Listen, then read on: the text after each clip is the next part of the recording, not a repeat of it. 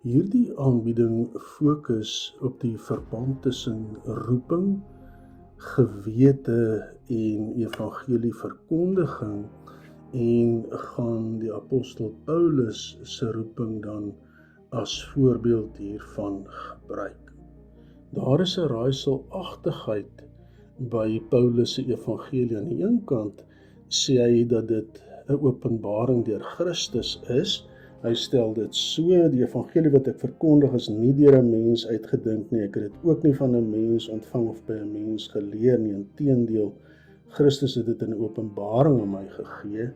En aan die ander kant sien ons dan dat die verwoording in sy briewe van die evangelie baie duidelik hellenisties Christelik verwoord is.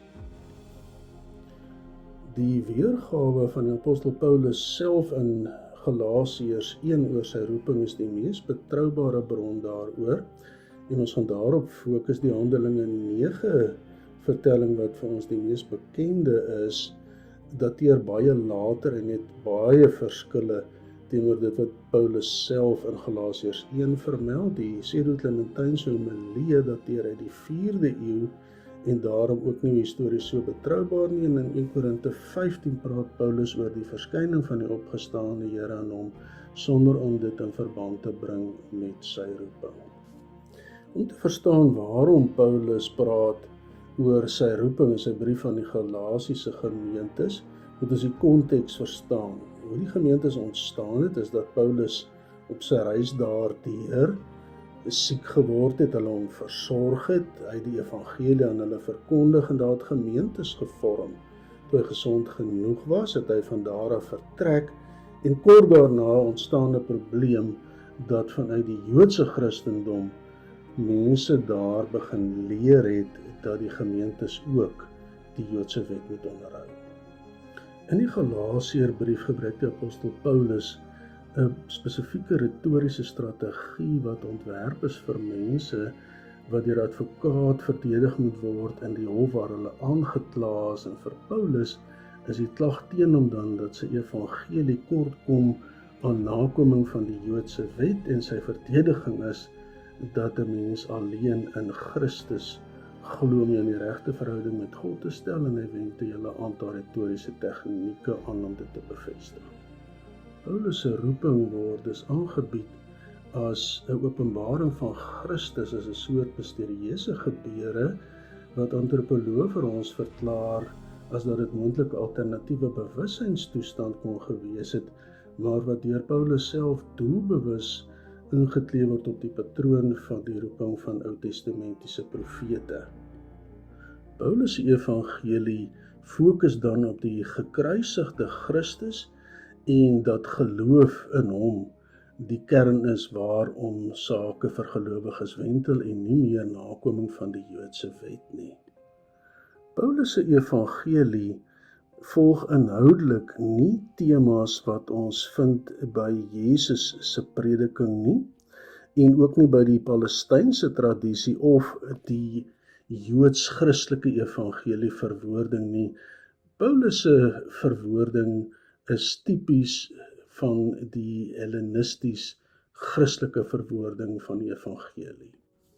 Die vraag is dus, hoe moet ons Paulus se evangelie verstaan? As direkte openbaring van Christus, of dat dit te maak het met die verwoording van die evangelie deur spesifiek die nie-Joodse deel van die Christendom of die sogenaamde hellenistiese Christene. Martin Heidegger se verstaan van gewete help ons om hierdie probleem op te los.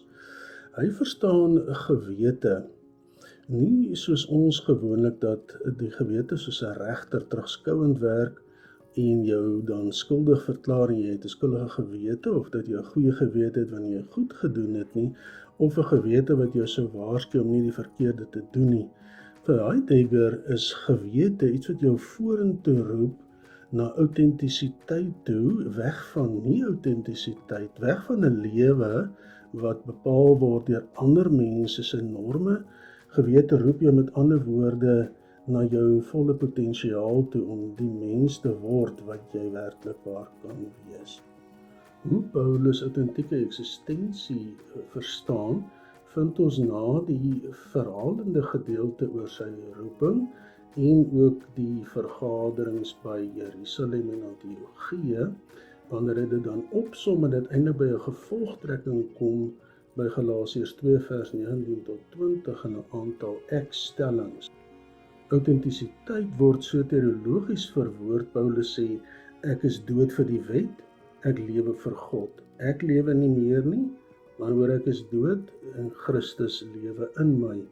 Geloof is dan die erkenning van God se liefdesdaad wat my verander. Interessant genoeg is hierdie dan ook opsomming van die apostel Paulus se hele teologie. Dis hoe hy dit in Galate gepreek het en hoe dit geglo is, en dis opmerklik dat dit ook in dooptaal verwoord is, naamlik 'n sterwe en 'n opstaan saam met Christus, en die suggestie dan dat dit verwys na sy eie en die Galasiërs se doop.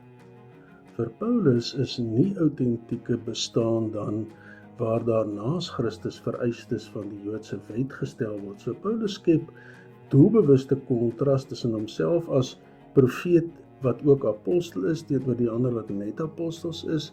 Hy het 'n openbaring ontvang terwyl die ander apostels hulle tradisie gebruik van saamwees met Christus. Die apostel Paulus staan teenoor Sefas en die ander, net so die Joodse teenoor die Hellenistiese evangelie, Jerusalem teenoor Hellenistiese stede waarna eintlik verwys word wanneer hy praat van Arabië. Roeping het dus die struktuur van na iets toe en weg van iets anders, na die genade in Christus Jesus, weg van selfaanspraak of eie geregtigheid, wat dan ook nie autentisiteit is na geloof in Christus. Roeping en gewete vertoon daarom dieselfde patroon, weg van iets na iets anders toe, en dit word ook beleef as 'n roep van buite die persoon self. Dit wys op leemtes in die huidige bestaan en roep na die verwesenliking van potensiaal en uiteindelike autentisiteit. Wanneer Paulus met die Galasiërs begin praat oor hulle geloof, dan praat hy daarvan dat God hulle deur sy genade geroep het, en dit het nie op 'n ander manier gebeur as dat Paulus die evangelie aan hulle verkondig het nie. Sy huidige brief is weer 'n terugroep na die autentisiteit van geloof in Christus Jesus alleen. Eksistensieel is dit met ander woorde inhoudelik dieselfde as sy eie roeping. Dit is belangrik om te sien dat roeping en verkondiging inhoudelik saamval. Dis 'n roep weg van die autentisiteit van menslike aansprake na autentisiteit toe as dat 'n mens self nie meer leef nie, maar dat Christus in jou leef. Paulus se terugroep na die Galasiërs tot autentisiteit van geloof in Christus leer ons dat roeping nie noodwendig eenmalig is nie, maar 'n voortdurende roep is deur die verkondiging na gelowiges. Daar is 'n spanning aanwesig, omdat selfs gelowiges gedurig weer wegbeweeg van geloof na gewaande sekuriteite naas Christus van byvoorbeeld godsdienstigheid of vroomheid, 'n mens se eie vermoëns en om te vertrou op verganklike dinge naas Christus. Telkens roep die verkondiging ons terug na autentisiteit van 'n sterwe en 'n lewe van Christus deur ons. Hoe antwoord 'n mens op die roep? In die eerste plek deur te erken dat dit God is wat ons doodgewoon deur die verkondiging van Christus roep, en dat dit in die verkondiging die openbaring van Christus aan ons is, en ons oproep na autentisiteit van geloof as 'n liefde, naamlik om te sterwe aan jouself sodat Christus in jou kan lewe. Dit is dan die lewe van die verloste mens. Dit beteken dat jy deur jou doop in die liggaam van Christus gebore is. Roeping, gewete en verkondiging het dus alles te maak met die verlossing. Dis 'n roep tot geloof as 'n sterwe sodat Christus in my kan lewe. Ek is geroepe saam met ander geroepenes om die liggaam van Christus te wees en dus as gemeente diensbaar aan mekaar en aan almal te leef.